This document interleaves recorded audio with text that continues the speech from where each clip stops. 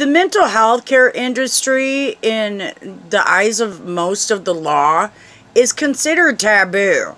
The reason for that is because for a therapist to make an opinion, that's what it is an opinion.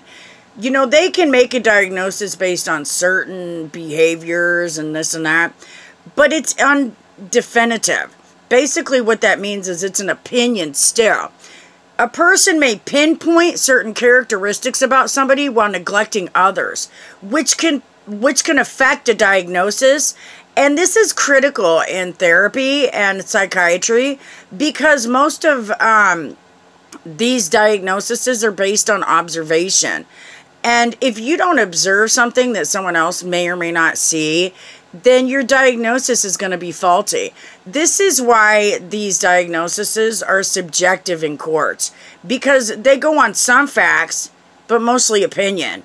So usually once a person says that, they can't use the therapy anymore for diagnosis. In my case, they wouldn't be able to anyway.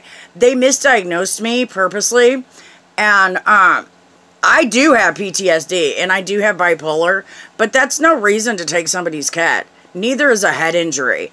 These guys simply have no excuse. They messed my daughter's teeth up on purpose in order to give a reason because they knew everything else that they had was a lie. And I have documented proof of it. So we'll see what happens. Really, to be honest with you, I asserted my rights the day that they took my daughter. And so I'm confused as to why we're still standing here going, where's Tiara? Because they should have given her back a long time ago. Actually, they should have given her back when Ronald murdered my uncle, and they had discovered that. You know, nobody's talking about the fact that my uncle, when he got to the hospital, he had a sore in his back that was so bad, it had maggots living in it. But they're not talking about any of that. All they want to do is bash Tina. They're not telling the truth about the things that have really honestly happened.